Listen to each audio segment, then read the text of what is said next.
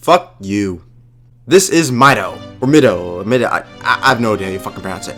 The leader of the Kokiris, which makes him the self-titled The Great Mido. I don't know much more of his details, as there really is not many available about him. I hate him. He is an asshole. When we are picking teams in gym class, he would be picked last. In fact, if I was picking last, I would drop out of the school just so I don't have to pick him. When God was done creating him, the only thing he said was, well, I fucked this one up. During my playthroughs and other things about the Ocarina of Time, I have given him a lot of shit. And I say it is well earned. But it's also fair asking the question, why do I hate the Great Mido? Actually, I'm pretty sure everyone has the same opinion, so why does everyone hate the Great Mido? Maybe we're giving him too much hate. Or maybe he does deserve my shit mailed to him in a weekly subscription he did not sign up for because he deserves it. So let's break down what we know about this guy and if the hate myself and many others gives him. The main times you interact with him is when he is an obstacle. He's protecting both the Great Deku Tree when younger and Saria in the Lost Woods when older. Getting past him isn't too hard. You first need to help the Great Deku Tree as he has summoned you, and you can pass him if you have a sword or shield. A sword is just lying around the training grounds. A shield can be purchased for rubies, which is also lying around. A drunk person could stumble into the forest and meet his requirements with zero intention or effort. You know, he just wants to get by him because he thinks it's a secluded place back there because he has to take a leak. And trust me, as I know he wants to because he is drunk and he needs to find somewhere to take a leak. So when Link is older, he's protecting Saria and anyone deep in the Lost Woods. But he'll let you past if you play Saria's song, a song Saria only taught her friends. But this is literally the song the forest is playing.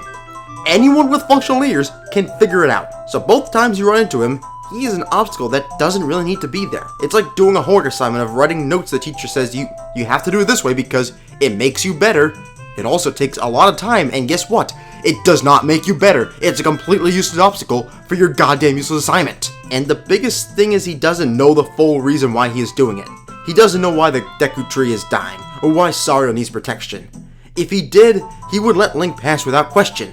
But that isn't how it goes. What's even more worrisome is this is his main function in the game, which has been deemed useless. The rest of the reasons I'm going to bring up are just traits about him, and not what he's meant to do in this game, which, for the record, he is doing poorly.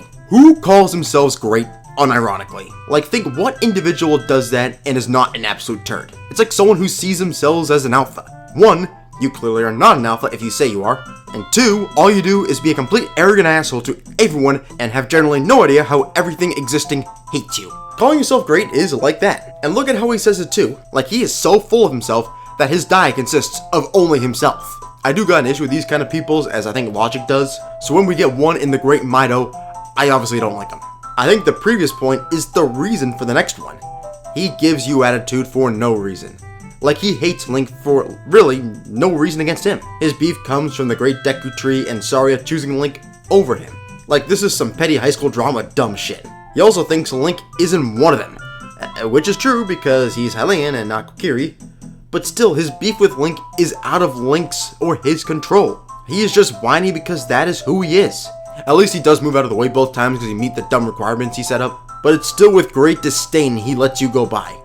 And from Link's perspective, like, you gotta be speechless for how he is hated without doing anything. Which is true because he doesn't actually speak, so.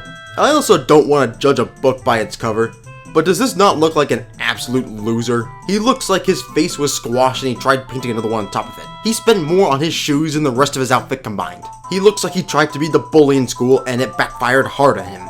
Everything about this guy just looks awful. Sure, I'm being a bit crude to this guy right now, as pretty much for the whole video. But dang it, look at him!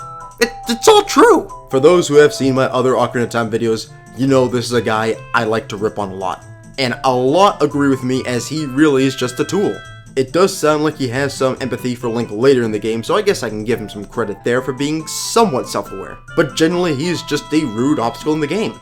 And everything about this guy is wrong in my opinion. And it was a strong enough opinion for me to make a 5-minute rant about him. Or maybe because I wanted to make a crude rant for one of my Ocarina of Time videos, mix it up from praising all the aspects of the game. But enough blabbering, I'm going back to Tears of the Kingdom as you should too. I hope you guys are all enjoying it.